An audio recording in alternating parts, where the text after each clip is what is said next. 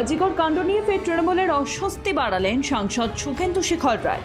নিজের এক্স হ্যান্ডেলে একটি পোস্ট করে বাস্তেল দুর্গের পতনের কথা স্মরণ করিয়ে দেন তিনি।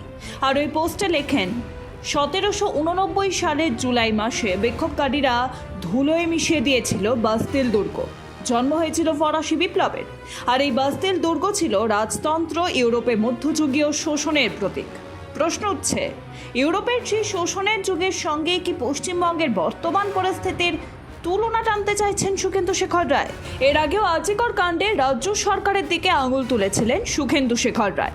14ই আগস্ট রাত দখলের কর্মসূচিকে সমর্থনও জানিয়েছিলেন। এক্স হ্যান্ডেলে তিনি লিখেছিলেন, তিনি মেয়ের বাবা, নাতনির দাদু, তাই তিনি মনে করেন এই সময় প্রতিবাদে সামিল হওয়াটা জরুরি।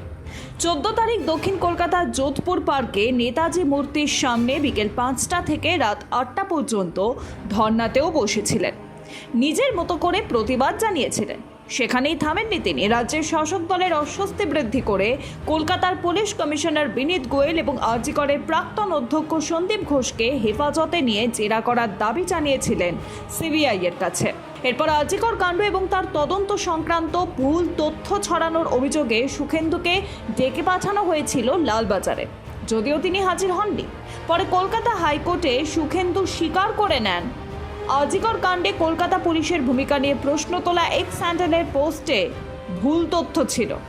উচ্চ আদালতে নিজের ভুল স্বীকার করে সমাজ মাধ্যমে পোস্ট মুছে দেওয়ার কথা জানান সুখেন্দু। হাইকোর্টে তিনি জানান, তথ্যগত কিছু বিভ্রান্তির কারণে ওই পোস্ট করা হয়েছিল, সেটি মুছে ফেলা হবে। তবে সুখেন্দুর এক্স হ্যান্ডেলের পরে ওই পোস্টের দেখাই মেলেনি।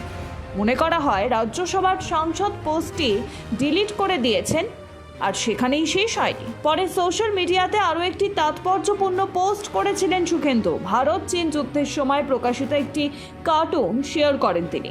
কার্টুনটি 1962 সালের 26শে ডিসেম্বরের, শিল্পী আর কে লক্ষণ, যেখানে দেখা যায় পুলিশ এক ব্যক্তিকে ধরে নিয়ে যাচ্ছে।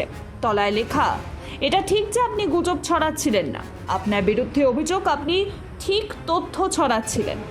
সঙ্গে একটি অট্টহাস্যের ইমোজি। রাজনীতির কারবারিদের একাংশের মতে তৃণমূলের মুখপাত্রের সম্পাদক সুখেন্দু শেখর এই কার্টুন পোস্ট করে আবারও দলকে অস্বস্তিতে ফেলেছিল। কটাক্ষ করেছেন পুলিশকেও। এরপর রবিবার আবারও তিনি নিজের এক্স হ্যান্ডেলে পোস্ট দিয়ে মনে করালেন বাস্তেল দুর্গের পতনের কথা। Bureau report, Ritam Bangla.